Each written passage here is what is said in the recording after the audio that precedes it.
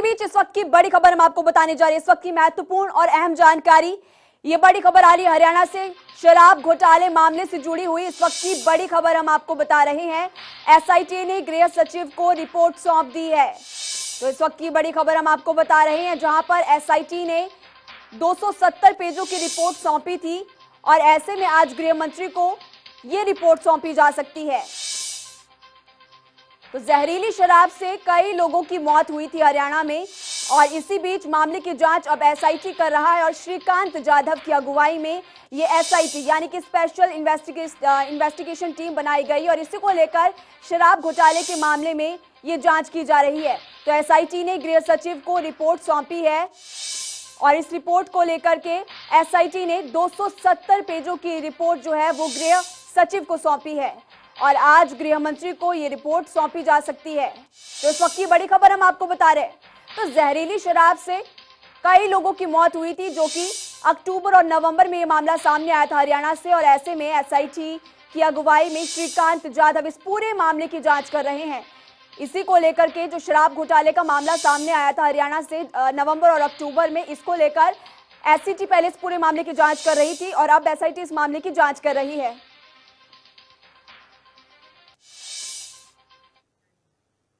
तो इस खबर पर हमारे साथ ज्यादा चर्चा के लिए हमारे आउटपुट हेड साकेत सुमन हमारे साथ जुड़ चुके हैं। तो साकेत, सबसे पहले सर, जो ये पूरा मामला सामने आया था, सबसे बड़ा सवाल तो ये है कि हरियाणा में पहले भी लोगों की मौत हुई है, लेकिन पहली बार अवैध और जहरीली शराब से इतने ज्यादा लोगों की मौत हुई। आखिर इसका जिम्मेदार है कौन? देखिए, बहुत ही बड़ा सवाल है ये कि आखिर किस तरीके से इसकी जिम्मेदारी तय की जाएगी, क्योंकि एसआईटी की रिपोर्ट सामने आ चुकी है और एसआईटी की रिपोर्ट के सामने आने के बाद अब सारी की सारी जिम्मेदारी एक बार फिर से गृह मंत्री पर है और उसके बाद गृह मंत्री की सिफारिश पर मुख्यमंत्री को एक्शन लेना है। जिस तरीके से पिछली बार हम लोगों ने देखा था महिमा कि एसईटी की रिपोर्ट सामने आई थी और एसईटी की रिपोर्ट के बाद कुछ अधिकारियों पर कार्रवाई की सिफारिश गृह मंत्री की तरफ से की गई थी, लेकिन उस पूरे मामले में एक उपापोह की स्थिति हरियाणा सरकार की तरफ से देखने को मिली थी, क्योंकि गठबंधन में जो साझेदार हैं जेजेपी और उनकी तरफ से जो विभाग, जो मंत्रालय उप मुख्यमंत्री के पास है, तो वहां पर एक क्लैश देखने को मिला था गृह मंत्री और डिप्टी सीएम के बीच में। हालांकि इस पूरे मामले में अभी रिपोर्ट जो है वो गृह मंत्री को सौंपी जानी है और आज ये उम्मीद है कि आज ये जो रिपोर्ट है 270 पेजेस की एसआईटी की जो रिपोर्ट है वो गृह मंत्री को सौंप दी जाएगी। और जिस सवाल को आपने रेज किया है कि जहरीली शराब से हरियाणा में मौत का ये एक तरीके से आप देखें तो शायद ये इतना बड़ा पहला मामला होगा जहां पर 50 से ज़्यादा लोगों की मौत हुई है, उस मामले में भी और साथ ही साथ जो अवैध शराब का घोटाला हुआ लॉकडाउन के दौरान, उस दोनों ही मामले को लेकर के एसआईटी ने ये रिपोर्ट अपनी तैयार कर ली है 270 पेजेस की और अब इसे गृह मंत्री को सौंपा जाना है। उसके बाद गृह मंत्री इसको स्टडी करेंगे और उसके बाद कार्रवाई के लिए किस तरीके से सिफारिशें की जाती हैं और किन किन लोगों का नाम इसमें है, ये बड़ी बात है। हालांकि जो सोर्सेज के हवाले से बात सामने आ रही है कि इसमें पॉलिटिकल संरक्षण की भी बात सामने आई है, ये अपने आप में एक बहुत बड़ा सवाल होगा कि क्या पॉलिटिकल संरक्षण इस पूरे घोटाले और जहरीली शराब जो लोग बना रहे थे उन लोगों को क्या पॉलिटिकल संरक्षण हासिल था, और अगर ऐसा है तो फिर कौन कौन से ऐसे नाम हैं जो निकल कर सामने आएंगे, बहुत बड़ा अपने आप में एक सवाल है। महिमा, साकिब, जिस तरह से आप कह रहे थे कि इस पूरे मामले की जांच एसआईटी कर रही है, अहम सवाल ये भी है, आपने कहा अभी थोड़ी देर पहले कि क्लैश के पहले दो जो विभागों में उनमें क्लैश हुआ था, तो ऐसे में क्लैश एक बार फिर से होने की संभावना है? ये जो पूरा, क्योंकि अभी मामला चल ही रहा है, तो ऐसे में क्लैश दोबारा से होने की संभावना है? बिल्कुल, इसकी संभावना से इनकार नहीं किया जा सकता महिमा, लेकिन थोड़ा सा इंतजार करना पड़ेगा कि गृह मंत्री के पास जब ये एसआईटी की रिपोर्ट आती है 270 पेजेस की, उन 270 पेजेस में किन किन चीज़ों का जिक्र किया गया है, किस तरीके से गड़बड़ी की बात वहां पर सामने आई है, किस तरीके से इस बात को खुलकर उजागर किया गया है इस रिपोर्ट में कि ये और इस तरह के जो अधिकारी हैं वो इसमें शामिल रहे हैं। पिछली बार जिस अधिकारी का नाम लिया गया था एसईटी की रिपोर्ट में, उसके बाद खुलकर प्रेस कॉन्फ्रेंस उप मुख्यमंत्री दुष्यंत चौटाला की तरफ से की गई थी और उन्होंने स्पष्ट तौर पर कहा था कि इस अधिकारी को मैं क्लीन चिट देता हूं, जिसकी वजह से सरकार की काफ़ी फजीहत हुई थी पिछली बार। तो ऐसे में समझना होगा कि इस बार की रिपोर्ट में किन किन चीज़ों का जिक्र है। हालांकि अभी तक कॉन्फिडेंशियल रिपोर्ट है और जो हमारे वरिष्ठ सहयोगी चंडीगढ़ में है पवन सिब्बर, उनके सोर्सेज से जो कुछ जानकारी निकलकर सामने आई है उसी के हवाले से हम लोग अपने दर्शकों तक इस बात को पहुंचा रहे हैं कि पॉलिटिकल संरक्षण की बात इसमें आई है सामने। महिमा जी, साकेत जी आप हमारे साथ बने रहिए इस खबर पर। हमारे साथ ज्यादा जानकारी के लिए हमारे संवाददाता चंडीगढ़ से पवन सिब्बर भी हमारे साथ जुड़ चुके हैं। पवन, जिस तरह से गृह सचिव को ये रिपोर्ट सौंपी गई है, आपके सोर्सेज के मुताबिक इस रिपोर्ट में क्या क्या चीजें शामिल की गई है, आप विस्तार से बताइए। बिल्कुल, देखिए हरियाणा के 3 जिले जिनमें पानीपत, सोनीपत और फरीदाबाद में 50 से ज्यादा लोगों की मौत जहरीली शराब की वजह से हुई थी और उसके बाद हरियाणा सरकार ने इस मामले में एसआईटी का गठन किया था। एसआईटी को ये जांच करनी थी कि जो जहरीली शराब का जो मामला चर्चा में है वो वाकई में क्या मामला है, कोई अवैध शराब का कारोबार क्या हरियाणा में चल रहा है या फिर हरियाणा में दूसरे राज्य से कहीं से अवैध शराब आ रही है या फिर हरियाणा में ही अवैध शराब जो है वो बनाई जा रही है। इस तरीके से तमाम मामलों की जांच एसआईटी को सौंपी गई थी। आईपीएस अधिकारी श्रीकांत जाधव की अध्यक्षता में ये एसआईटी बनी थी। एसआईटी का बीच में कार्यकाल भी बढ़ाना पड़ा था, चूंकि एसआईटी अपनी रिपोर्ट को पूरा तैयार नहीं कर पाई थी, इसके चलते बीच में एसआईटी का कार्यकाल भी बढ़ा था। लेकिन अब 31 जनवरी जो है वो कार्यकाल का अंतिम दिन था और एसआईटी ने अपनी रिपोर्ट हरियाणा सरकार को सौंप दी है।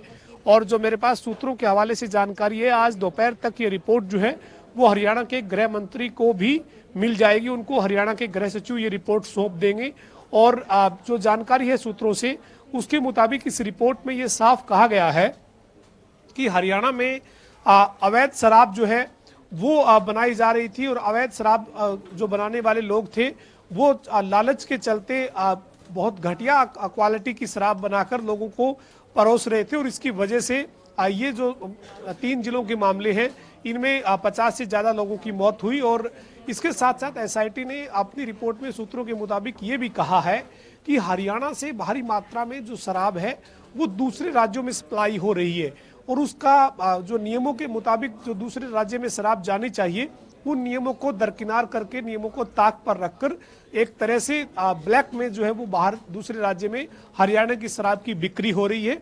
उसकी वजह से हरियाणा को राजस्व का घाटा एक तरह से सीधा सीधा होने की जो है वो उसमें एसआईटी ने अपनी रिपोर्ट में जिक्र किया है। और इसके अलावा एसआईटी ने अपनी रिपोर्ट में ये भी कहा है कि पुलिस के कई अधिकारी और आबकारी विभाग के जो अधिकारी हैं उसकी मिलीभगत के चलते जो अवैध शराब है उसका कारोबार पनप रहा है। अवैध शराब जो है वो दूसरे राज्यों में जा रही है। प्रदेश में भी अवैध शराब जो है वो जिसे हम कच्ची शराब कह सकते हैं, गलत तरीके से बिना तय मानकों के तैयार करके लोगों में बिक रही है। तो ये जो है वो एसआईटी ने अपनी रिपोर्ट में कहा है।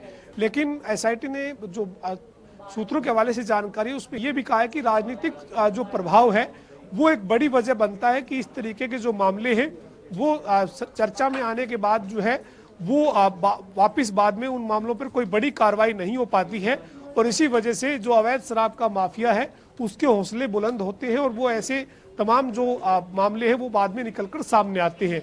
तो राजनीतिक दबाव एक तरह से किस तरह का राजनीतिक दबाव की बात हो रही है, कैसा राजनीतिक दबाव है, ये जब एसआईटी की रिपोर्ट के बारे में विस्तृत जब जानकारी निकल कर आएगी तो कुछ इसके ऊपर स्थिति स्पष्ट हो पाएगी। लेकिन पुख्ता सूत्रों के हवाले से ये खबर है कि एसआईटी ने अपनी रिपोर्ट में कई तरह के जो है वो अपनी रिपोर्ट में टिप्पणियां की है, कई तरह की जो जानकारी है वो एसआईटी ने अपनी रिपोर्ट में जुटाकर सरकार को सौंपी है।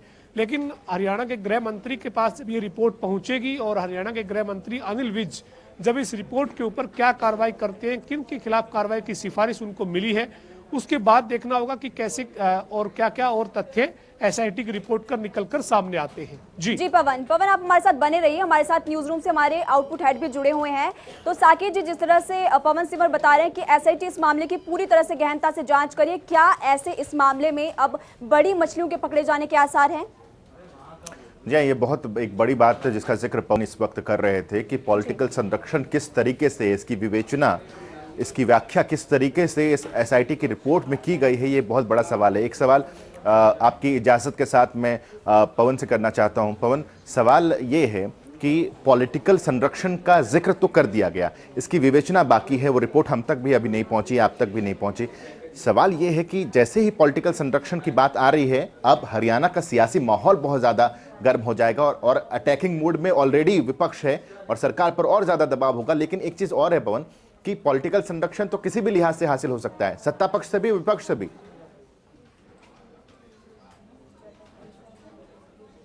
बिल्कुल साकेत, इसमें जो राजनीतिक एक तरह से प्रभाव के चलते जो अवैध शराब का माफिया है वो और ज्यादा हौसले के साथ और जो है वो पूरा अपने तमाम जो वो काम कर रहा है शराब से जुड़े हुए अवैध शराब का जो काम है उसको अंजाम दे पाता है। चूंकि अगर छोटे स्तर पर पुलिस और आबकारी विभाग के अधिकारियों की मिलीभगत से बहुत बड़े स्तर का शराब माफिया जो है वो नहीं पनप सकता है, क्योंकि उसको जब कोई बड़ा संरक्षण किसी तरह का हासिल होता है तभी वो इस तरह के गतिविधियों को अंजाम दे पाता है। और एसआईटी की इस रिपोर्ट में क्या तथ्य निकल कर आएंगे, किस तरीके का पॉलिटिकल प्रेशर की बात सामने आएगी, इसके ऊपर हमारी नजर रहेगी। और आप देखिए साकेत, हरियाणा में पिछले एक साल में अवैध शराब के कारोबार की चर्चाएं, सुर्खियां इस कदर रही है कि जब पूरा विश्व में एक महामारी चल रही थी और भारत में भी उसका जब असर शुरू हुआ, तो जब लॉकडाउन हुआ, लॉकडाउन के दौरान जो है वो हरियाणा में अवैध शराब का कारोबार धड़ल्ले से हुआ।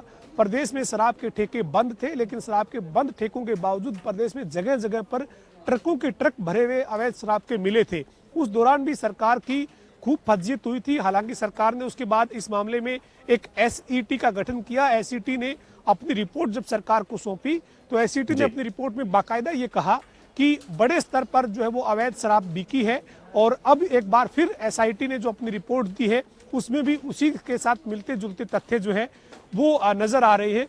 देखना होगा हरियाणा की सरकार इस मामले को कितनी गंभीरता के साथ डील करती है, किस तरीके की कार्रवाई करती है। लेकिन पूरे प्रदेश की फज्जियत अवैध शराब के कारोबार ने इस पिछले एक साल में जरूर की है। ठीक है पवन, मैं लौट रहा हूं। प्रवीण अत्रे जी हमारे साथ इस वक्त भारतीय जनता पार्टी की तरफ से जुड़े हुए हैं। और पवन, अगर आपका भी कोई सवाल हो तो फिंगर रेज कीजिएगा, आपके पास भी हम पहुंचेंगे। प्रवीण अत्रे जी, एक बहुत ही छोटा सा सवाल। पहले एसईटी, उसकी रिपोर्ट सामने आती है, उसके बाद एसआईटी का गठन होता है, उसकी भी रिपोर्ट अब सामने आ गई। क्या हम उम्मीद करें कि इस बार कार्रवाई होगी या फिर ये उम्मीद करें कि इस बार भी टकराव होगा? नहीं, देखिए ये उम्मीद तो आपको बिल्कुल करना चाहिए, क्योंकि ये मनोहर लाल जी के नेतृत्व वाली सरकार है। सरकार एसईटी का गठन करती है तो स्वाभाविक है, सरकार की मंशा ये है कि कोई भी अगर अनियमितता हुई है उस अनियमितता की जांच हो और जो लोग वो अनियमितता करने वाले हैं उनके खिलाफ कार्रवाई हो, और इसीलिए एसआईटी भी गठित की जाती है। तो हमें ये बात तो पूरी तरह से मान लेना चाहिए कि प्रदेश के अंदर किसी भी तरह की अनियमितता करने वाला या किसी भी तरह से कानून की उल्लंघना करने वाला, चाहे वो रेवेन्यू की बात हो, चाहे वो शराब की बात हो, या किसी भी तरह। रवि नेत्रे जी, अनियमितता की बात तो एसईटी की रिपोर्ट में भी सामने आई थी। कार्रवाई की बात और कार्रवाई की सिफारिश तो गृह मंत्री ने भी किया था, लेकिन उस वक्त उप मुख्यमंत्री भी सामने आ गए थे। वो स्थिति भी आप बेहतर तरीके से जान रहे हैं। कार्रवाई हुई नहीं है उसपे। अत्रे जी को मालूम भी होगा कि लीपापोती हुई है उसमें। देखिए ऐसा है साकेत और पवन जी, मैं एक बात अत्रे जी को मालूम है साकेत जी की लीपापोती हुई है उस मामले में, कोई कार्रवाई नहीं हुई है। देखिए वही मैं पवन जी कह रहा हूँ कि ये देखिए विवेचना करना एज ए पत्रकार आपका कर्तव्य भी है और आप बहुत बेहतर कर रहे हैं, लेकिन आपको इसका दूसरा पक्ष भी जरूर समझना चाहिए। अगर कमेटी बनाई जाती है, एसआईटी बनाई जाती है, तो हमें ये मानना चाहिए कि सरकार की मंशा न्याय करने की है। कोई भी दोषी व्यक्ति है वो ना बचे, सरकार की ये मंशा है। और ये तो आप पिछले 6 साल का कार्यकाल अगर उठा के देखते हैं मनोहर लाल जी का, किसी भी ऐसे व्यक्ति को कभी भी इस तरह से मौका नहीं दिया जा सकता जो किसी तरह की अनियमितता करे या सरकार के रेवेन्यू को नुकसान पहुंचाए या किसी भी तरह का कानून तोड़े। तो हमें भरोसा करके चलना चाहिए कि जो भी कमेटी की रिपोर्ट होगी, उस रिपोर्ट में जो भी दोषी होगा उसके ऊपर कार्रवाई होगी। तो एसईटी की जो रिपोर्ट आई थी प्रवीण अत्रे जी, उस पर क्यों ना भरोसा क्यों नहीं किया गया? हाँ पवन, अपना सवाल करें। मैं यही कहना चाह रहा हूं साकेत जी अत्रे जी से कि जो पिछली रिपोर्ट एसईटी ने लॉकडाउन के दौरान जो शराब की तस्करी हुई थी उस मामले में जिन लोगों के खिलाफ कार्रवाई की सिफारिश की थी, अभी तक उन लोगों पे कार्रवाई नहीं हुई है। उस बीच में एक नया मामला आ गया, नए मामले में नई एसआईटी बना दी, नई एसआईटी ने भी अपनी रिपोर्ट दे दी, लेकिन पिछली रिपोर्ट का हुआ क्या अत्रे जी? देखिए हाँ पवन जी, देखिए आपने जिक्र किया जिस तरह से एसईटी बनी थी, एसईटी ने एक अपनी रिपोर्ट सबमिट की। एक नया मामला आता है जो लगभग पुराने मामले की तरफ के इशारा भी करता है, तो उसके लिए एसआईटी का गठन हो जाता है। देखिए, जब भी हम किसी मामले की जांच करते हैं या किसी मामले के ऊपर जब सरकार कार्रवाई करती है, तो हमारा न्यायिक दृष्टि से, प्राकृतिक नेचुरल जस्टिस की तरफ से एक कर्तव्य बनता है कि जांच इस ढंग से हो, दोषी बचे ना और निर्दोष फंसे ना। तो उसके लिए भले ही थोड़ा वक्त ज्यादा लग जाए, लेकिन आप ये बात मान के चलिए, दोषी व्यक्ति बचेगा नहीं। तो इसके बाद एसआईटी के बाद और कौन सी कमेटी का गठन करेंगे? क्योंकि एसआईटी की रिपोर्ट में आप ये कह रहे हैं प्रवीण अत्रे जी कि निर्दोष को सजा ना हो और दोषी बख्शा ना जाए। एसआईटी की रिपोर्ट पर तो एक बार फिर से आप ही सवाल खड़ा कर दे रहे हैं, तो एसआईटी की रिपोर्ट पर भी सवाल खड़े हो जाएंगे। देखिए, मैं वही कह रहा हूँ साकेत, अभी रिपोर्ट ना तो आपने देखी है ना मैंने देखी है। जब तक हम रिपोर्ट ना देख ले तब तक अगर हम इस तरह को कमेंट करते हैं, मुझे लगता है थोड़ी जल्दबाजी हो जाएगी। ठीक है पवन, आपका कोई सवाल? जरूर मान के चले कि दोषी व्यक्ति बचेगा नहीं। पिछली रिपोर्ट तो आपने भी देखी थी, हमने भी देखी थी, उस पर क्या कार्रवाई हुई? पिछली रिपोर्ट तो आपने भी देखी, हमने भी देखी, उस पर क्या कार्रवाई हुई? एक मामला 6 महीने हो गए हैं अत्रे जी उसको। देखिए, मैं वही कह रहा हूँ पवन जी कि जब भी लेकिन अभी तक कोई कार्रवाई नहीं। आप ये पवन जी, आप अपने सवाल पहले पूरे कर लीजिए, फिर मैं जवाब देता हूँ। पहले आप पूरे कर लीजिए। हेलो अत्रे जी, मेरा ये सवाल है, जो पिछली बार एसईटी ने जांच की थी, जिन पुलिस अधिकारियों का और आबकारी विभाग के अधिकारियों का उसमें जिक्र हुआ था और ये कहा गया था कि इनकी संलिप्तता रही है, एक अधिकारी बता दीजिए जिसके खिलाफ कार्रवाई की गई हो। फिर क्यों ना ये माने लोग कि आप केवल जांच करते हैं, जांच की रिपोर्ट का डॉक्यूमेंटेशन कर लीजिए, जांच की रिपोर्ट को आप सजा दीजिए अलमारियों में, कार्रवाई किसी के लिए करनी नहीं है। अगर कार्रवाई करनी होती तो पिछले 6 महीने में पहले जो रिपोर्ट आई थी उसमें क्यों नहीं हुई? अब मैं बोलता हूँ। देखिए पवन जी, ऐसा है कि ये बात आप भी जानते हैं, जब एसआईटी की रिपोर्ट आई तो बहुत तरह के सवाल खड़े हुए, चाहे वो विपक्षी दलों की तरफ से हो, चाहे आप जैसे पत्रकारों की विवेचना के सवाल हो, और सबको अधिकार भी है इस तरह के सवालों का। लेकिन मैंने जो अभी जिक्र किया कि जो जस्टिस, नेचुरल जस्टिस जो है, जो हमारा संविधान भी कहता है कि जब आप किसी विषय की जांच करते हैं तो आपका प्रथम कर्तव्य ये रहता है, निर्दोष फंसे ना और दोषी बचे ना। तो जांच रिपोर्ट आने के बाद उस जांच रिपोर्ट पे अगर कुछ सवाल खड़े होते हैं, भले ही वो सवाल ठीक है या गलत है, वो विषय नहीं है, लेकिन आपका कर्तव्य है कि दोषी तक पहुंचने के लिए अगर थोड़ा वक्त लगता है कोई बड़ी बात नहीं, लेकिन दोषी बचना नहीं चाहिए। ठीक है, चलिए प्रवीण अत्रे जी, बहुत बहुत शुक्रिया आपका हमारे साथ जुड़ने के लिए। दिया जाए, लेकिन एक सवाल पवन मैं आपसे करना चाहता हूं यहाँ पर कि ऐसे में तो सरकार की क्रेडिबिलिटी पर ही सवाल उठ रहे हैं कि आप कमेटी दर कमेटी का गठन करते हैं, उसको एक्सटेंड भी करते हैं, क्योंकि जो डेडलाइन आप तय करते हैं उस डेडलाइन में रिपोर्ट आती नहीं है। तो सरकार और इस गठबंधन के खासतौर पर सरकार पर बहुत सारे सवाल निशान लग रहे हैं पवन। बिल्कुल साकेत, इसमें कोई दो राय नहीं है। जो पिछली बार एसईटी बनी थी, एसईटी ने अपनी रिपोर्ट दी, एसईटी ने अपनी रिपोर्ट में कहा कि ये अधिकारी हैं जिनकी संलिप्तता है। उसके बाद उस जांच को स्टेट विजिलेंस ब्यूरो को दे दिया। स्टेट विजिलेंस ब्यूरो के बाद स्टेट विजिलेंस ब्यूरो उस मामले की पैरेलल जांच कर रहा था। इस बीच एक नया मामला आया, उसके लिए एक अलग एसआईटी बना दी। यानी जांच की जांच और फिर जांच, कार्रवाई कब होगी? सवाल यही है। गठबंधन की सरकार का 1-1.25 साल का जो कार्यकाल है वो इतना ज्यादा सुर्खियों में अवैध शराब का कारोबार रहा है कि सरकार की बार बार फर्जियत इस मामले में हुई है, लेकिन इसके बावजूद कोई एक ऐसी बड़ी कार्रवाई 2-2 बार जांच होने के बाद सरकार नहीं कर पाई है। तो फिर सवाल उठना भी साकेत लाजमी है। तो पवन, क्या ये मानकर चले कि गठबंधन की मजबूरी है?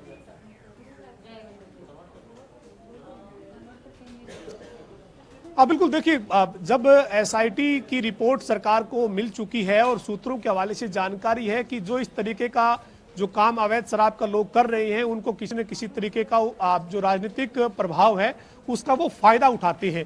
अब इन शब्दों को कैसे एसआईटी ने अपनी रिपोर्ट में लिखा है, ये तो जब रिपोर्ट सामने आएगी साकेत तब साफ होगा। लेकिन इसमें फिर कोई दो राय नहीं है कि कहीं ना कहीं एक दूसरे के ऊपर जरूरी मजबूरी की जो स्थिति है वो कहीं ना कहीं कोई बड़ी जो है वो अड़चन है कि कार्रवाई जो है वो अमल में नहीं लाई जाती। और मैं सीधा सवाल यही प्रवीण अत्रे जी से पूछ रहा था, जो हमारे साथ बने हुए थे, कि फिर 6 महीने पहले जो जांच हुई उसकी रिपोर्ट पर जब कार्रवाई नहीं करनी तो फिर दूसरी जांच और फिर तीसरी जांच का मतलब क्या रह जाता है? बिल्कुल, एक बहुत अहम सवाल है ये। महिमा, अगर आपका भी कोई सवाल है तो आप भी पूछ सकती हैं। साकिब जी, एक बहुत अहम सवाल ये है मेरा कि आखिर इन बड़ी मछलियों को बचाने की कोशिश कर कौन रहा है, क्योंकि अक्टूबर से मामला सामने आया था, अक्टूबर, नवंबर और आज फरवरी हो चुका है। ऐसे में कमेटी दर कमेटी का गठन किया जा रहा है, लेकिन आरोपियों को अभी तक पकड़ा क्यों नहीं गया? अहम सवाल तो ये है। बिल्कुल, क्योंकि जिस बात को लगातार हम लोग जिक्र कर रहे थे महिमा कि एसआईटी की रिपोर्ट सामने आई। बिल्कुल पवन, आप जवाब दें। बिल्कुल, देखिए महिमा, सीधी सी बात है, इस पूरे मामले में हरियाणा में लॉकडाउन जो हुआ, लॉकडाउन में एक तरफ जो लोग हैं वो परेशान थे, महामारी के डर से जूझ रहे थे, लेकिन इसी बीच अवैध शराब का जो माफिया था वो धड़ल्ले से अपने शराब के कारोबार को अंजाम दे रहा था। लेकिन सरकार के जब संज्ञान में आया, सरकार ने जांच बैठा दी, जांच की रिपोर्ट आ गई, कार्रवाई नहीं हुई। इस बीच एक और मामला नया सामने आ गया, फिर उसकी जांच अब सरकार ने दे दी, सरकार को उसकी रिपोर्ट अब मिल चुकी है। देखना होगा सरकार कार्रवाई क्या करती है। लेकिन एक बड़ा सवाल ये जरूर है कि अवैध शराब के मामले ने प्रदेश सरकार की कई बार फज्जित की है, और सबसे बड़ा सवाल तब उठता है जब महकमे के मंत्री और हरियाणा के गृह मंत्री के बीच में इस मुद्दे पर जब मतभेद सामने आते हैं। गृह मंत्री कहते हैं कि आबकारी विभाग डाटा नहीं दे रहा, आबकारी विभाग कहता है कि हम पुलिस विभाग को डाटा दे या ना दे, ये हमारा पास अपना अधिकार है। तो इस तरीके की जब बातें होती है तो फिर जो नीचे जो इस तरीके के मामले में संलिप्त लोग हैं उनके हौसले और ज्यादा बढ़ जाते हैं। उनको जब ये लगता है कि सरकार में जांच के नाम पर ही आपसी मतभेद है, तो फिर उनका वो जिस काम में संलिप्त है उस काम में उनका कोई ज्यादा बड़ा नुकसान होने वाला नहीं है। जी, एक सवाल पवन मैं और आपसे जानना चाहता हूं कि यहाँ पर कुछ पॉलिटिकल पार्टीज के लोगों से बात हो रही थी, तो उनका ये कहना था कि कहीं ये जांच चूंकि दो मसलों को लेकर है, एक जहरीली शराब से मौत और दूसरा अवैध शराब की जो तस्करी कह लीजिए या एक तथाकथित घोटाला कह लीजिए, उन दो मसलों को लेकर है। कहीं घोटाले पे ज़्यादा फोकस और इन मौतों को थोड़ा सा नज़रअंदाज तो नहीं किया जा रहा है, डिरेल तो नहीं किया जा रहा है इस टॉपिक को?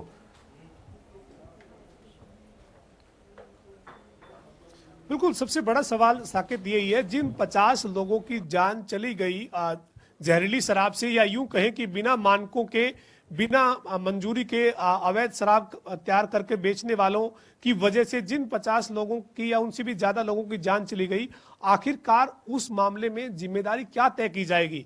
जिन लोगों ने इस अवैध शराब के कारोबार को बढ़ाया और ऐसी बिना तय मानकों की, बिना मंजूरी लिए शराब को परोसा गया, तो उनके खिलाफ क्या कार्रवाई की जाएगी? या फिर उन लोगों ने जिन्होंने इस तरह की शराब का कारोबार किया, उनके ऊपर किस तरीके का संरक्षण रहा, या फिर वो किस से जुड़े लोग रहे, क्या उनके खिलाफ कोई कार्रवाई की जाएगी? चूंकि बहुत बड़ा मामला है साकेत, 50 से ज्यादा लोगों की मौत हो जाना, प्रदेश में 3-4 जिले जो है वो इसकी चपेट में एक तरह से आए, और जो लोग थे वो इस तरीके की नकली शराब कह लें इसको या फिर जहरीली शराब कह लें, वो परोसकर जो है वो लोगों की जान ले ले। तो ऐसे में मामला बड़ा बनता है, और जाहिर सी बात है कि शराब के, अवैध शराब के जो तथा कथित यूं कह सकते हैं कि जो घोटाले की बात हो रही है, उसके साथ साथ ये जो मामला है ये बड़ा मामला है। इसमें आखिरकार जवाबदेही, जिम्मेदारी क्या तय की जाती है, ये देखने वाली बात होगी। चलिए, बहुत बहुत शुक्रिया पवन सिवर और साकेत सुमन जी आपका इस तमाम जानकारी के लिए। तो जहरीली शराब का ये पूरा मामला है और एसआईटी इस मामले की जांच करी, 270 पेजों से जुड़ी ये रिपोर्ट है उसको भेजा गया है गृह सचिव के पास। इस खबर पर हम आपको आगे भी अपडेट करेंगे, लेकिन इस बुलेटिन में अभी के लिए फिलहाल इतने वक्त हो चला एक छोटे से ब्रेक का। कहीं मत जाइएगा, देखते रहिए जनता टीवी, क्योंकि जनता टीवी आपकी ताकत।